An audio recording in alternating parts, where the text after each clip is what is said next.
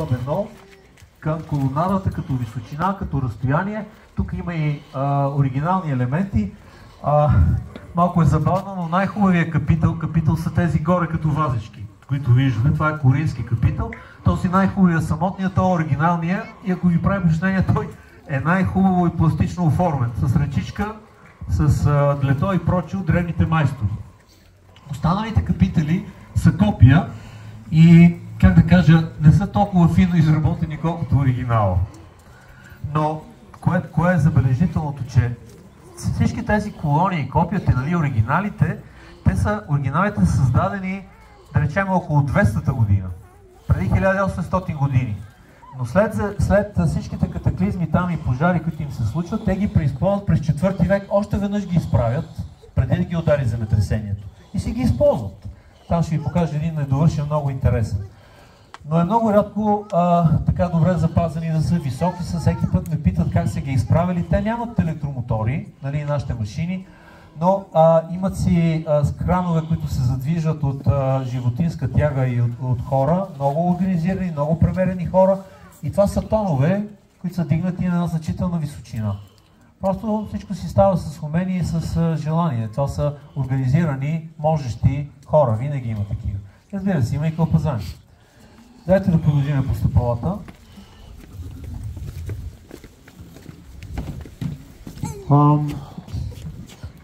Добре, да отидем да видим помещенията. Аз малко наруших програмата, може би линията, но пред вас са 15 помещения, много хубаво и красиво осветени. Внимавайте да не се спънете все пак. И когато почнем да ги разкриваме тези помещения, аз си мисля, че повечето са търговски помещения за търговия. После се оказа обаче, че всичките са за... те са за светилища. И затова имат едни красиви ниши, ако виждате стените, където са стояли статуи на различни божества. Имат и подиуми. Те са 3 малки, едно голямо, 3 малки, едно голямо и така се редуват.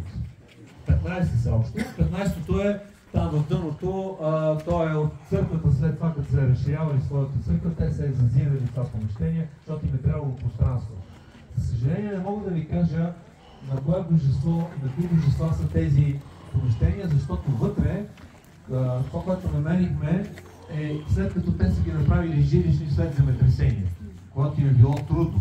Иначе отпред, където ние сме стъпили, намирахме различни части от фигури на божества, оброчни плочки, но те не са вътре намерени, можем сигурно да кажем това е на Хермес, това е на Зевс, това е на Хера, можем само да допуснем. Единственото помещение, което разбрахме, че е било светилище на коя богиня, е там малко по-нагоре на Немезида.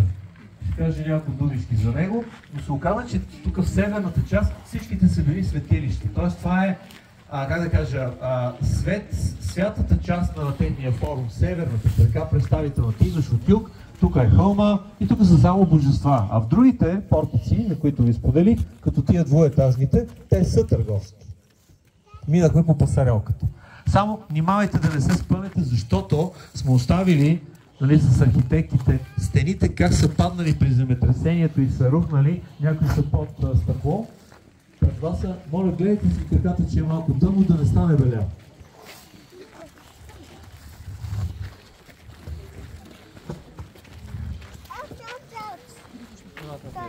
Ти гледам ли? Не, на това, на гръба, на тази всичко около. Аз не съм чекал, но ще го той не спира. Те не питат, ами ги подигнали, те ти спира. И ти нищо му няма.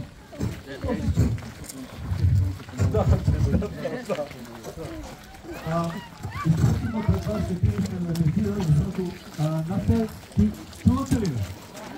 Добре, аз викам силно, че не знам кога работи тази система, кога не, къде раззастана да не преча. Ето ще застана. Значи, това малко помещение много ни изненада. Работиме си ние в него и земетресение, ето тези, аз ще мина малко грубо вътре, ето тези мраморни фрагменти бяха изхвърлени от земетресението, малко по-тихо трябва да говоря сигурно, от земетресението нагоре и на юг, падат върху пейките и пейките бяха, те и сега си личи счупени са. Толкова е силно земетресението. Това е и до тук добре. Продължаваме да работим и стигаме. Това са гипсови копии, оригиналите са в музея, ще видите една от най-хубавите плочи и попадаме на оброчни плочи, т.е. вотивни, посветителни, на които е изобразена богинята Немезида. Това е тя е богиня на справедливото отмъщение. Много сериозна жена, която въдворява ред, следи за всичко да е добродетелно, да има ред, дисциплина и добър морал. И казваме, добре, значи светилището на Немезида.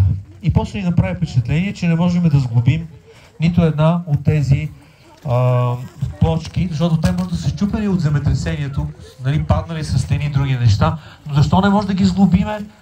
Това беше хик за нас. Докато намерихме, ето там зад гърба ви, където е ниската част, това е площада с плочките, сега сме ги покрили с пясък, чакаме следващото издание на общината, за да можем да разкриеме тия плочки, да се обработат, за да издържат на жегата и на студа и да вървиме по площада, защото там има също много интересно. Ние сме ги разкрили още преди 5-6 години.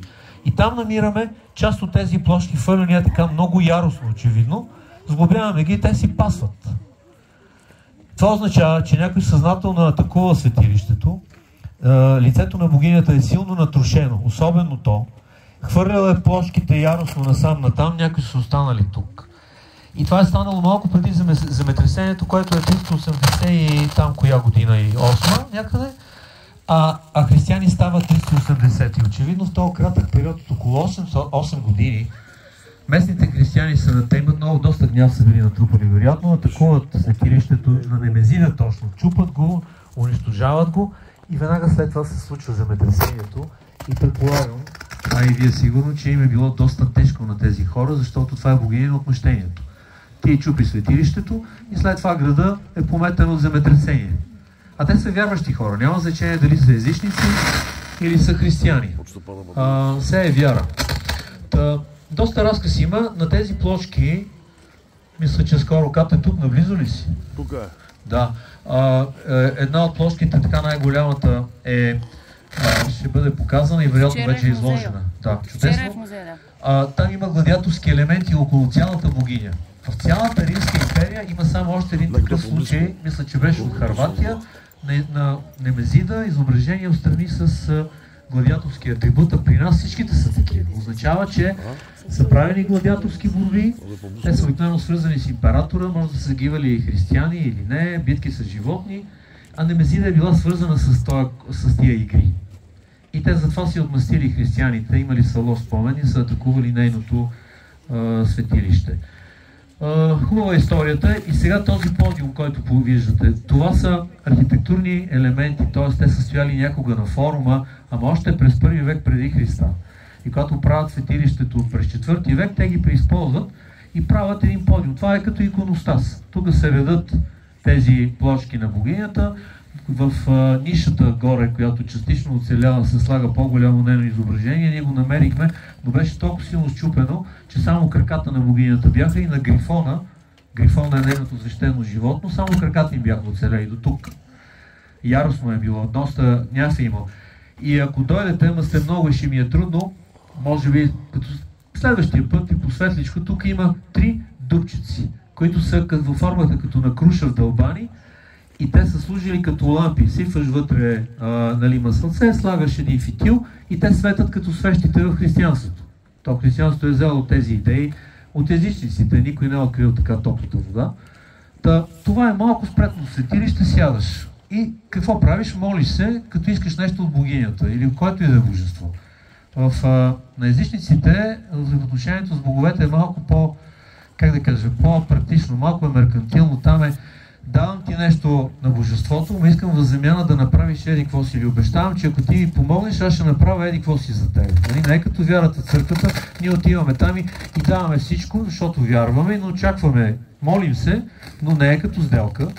И ако нещо дори ни се случи, казваме, значи така е решил горе Всевишния. Докато в езичеството е малко, дай ми, помогни ми, пък аз ще направя еди какво си. Където седат тук момичета, където са седнали, стойте си. Това е олтара на светилището, като този олтар, не спокойно, олтара представлява нещо четвъртито, била е с мрамори отстрани облицован, само че те са ги извадили в по-късно време мраморите. Това е ядката само. И идеята е такава, когато правиш жертвоприношения върху олтара, вратите на светилището са отворени, защото божеството трябва да види какво правиш ти, дали спазваш ритуала и дали жертвите, които правиш, са подходящи за неговия култ. Те обикновено не са кръвни жертви, те са главно с растителни плодове и прочие. Тоест, това е нейният олтар, вратите са отворени на малкото светилище, ти правиш там каквито възлияния имаш и жертвоприношения, влизаш вътре и се молиш да може да те отмъсти за някаква несправедливост или други. Имаме надписи на част от тези площи, които се споменават едни такива молби на хората към богинята. Богинята Немезида. Другото, което е забавно, се опитвам да ви разсмея, че вече поизмръзнахте. Богинята стои права, тя е с едни крилати такива сандалки, гледа така фронтално във фаз доста строго, лицето е разбито, но част пак се вижда, и гази една млада девойка, която е руса. И девойката е така легнала по гръб, отпряла да си е главичката, все едно се прави, че нищо няма, но тази е тъпче. И нали въпросът е защо е така, ще видите в музея тази хубава плоча. И защо е точно руса? Те правят руса, използват охра и я фиксират с гума арабика, което е акациева смола, за да стои руса. И тя си остава руса. И до днешни. Защото русото по това време е символ на не много добро поведение и на враговете на империята, защото тогава ги нападат много германи, а германите са доста руси. Те идват от скандинавските страни. И те воюват с тия руси хора. И това е любопитното как се променя вкуса им, защото говорим за време след новата ера, за 3 и 4 век след Христа. А преди новата ера, когато нямат още чак такива големи сблъсъци с германите, особено на тази територия, русото е символ на божественото, на чистото, на доброто, на подреденото. Имам една хубава глава, сигурно сте ходили в музея в Петрич, това е най-хубавото нещо, което съм намирал дългата ми практика на археолог, една глава на богиня, руса, също руса, но тя е първи век преди Христа. И тогава русото е добро. Обаче с времето изведнъж става не много добро. Така се променя вкуса, вероятно като в днешно време. Имате ли въпроси за Немезида? Има статия за Немезида скоро така публикувахме най-после. Тя се забави доста време тук в една международна конференция имаше в Стоби, тук наблизо в Македония. И излезе тя, нищо, че е на английски, много е достъпна, там съм публикували всичко. Ако някой ползва ваш Академия Еду, може би познават, има един такъв сайт Академия. Те са безплатни там нещата, винаги може да я намерите. Но описано е в тия двата тома, който се интересува, за които ви споменах. Добре, въпроси няма. Как да продължиме? Горе да се качваме и се вижда малко тъмно. Предлагам ви да се върнем в гражданската базилика да ви кажа няколко думи. Освен това, ето тук само не тръгвайте още, обърнете се назад, къде? Окей, много ги държа вече доста време. Обърнете се там, където сте станали. Чакайте да минем напред, да не го пропуснем. Това е интересно нещо. Има два капитала, които сме сложили така полегнали малко. Секунда. Да, ето тук. Ето тия ви говоря, това е любопитно нещо, това са два капитали. Или това опитам хората каква е разликата, ама сега е много тъмно, ако може да ги осветите, да. Този капитал, който държиме, те са обърнати, иначе виждате как стоят горе върху колоните, обратно. Този капитал не е довършен. Той е трябвало, като го довършат, да стане като този, който е готов. И ако дойдете отблизо и с телефоните си светнете, ще видите как каменоделеца си е маркирал с едни чертички, къде да си направи листенца, как да си го направи. Да си го довърши. И е почнал от тази страна до някъде е напреднал и тук е спрял. Дали защото се е спукал мрамора, дали защото не са му платили, нямам идея. Но го намираме. Този големия е недовършен, трябва да стане ето като този. Много рядко намираме недовършени артефакти, които показват производство на място. Говорейки за мраморите, защото това е мрамор, това е издържлив. Напоследък правим заради тия прекрасни статуи, за които много не ви говорих, но правим едни анализи, те са изотопен анализ, химически анализ, петрографски анализ, не знам си къв макроскопски, и ще можем да кажем в скоро време, особено за статуите, откъде точно е дошъл мрамора. Това, което мога да споделя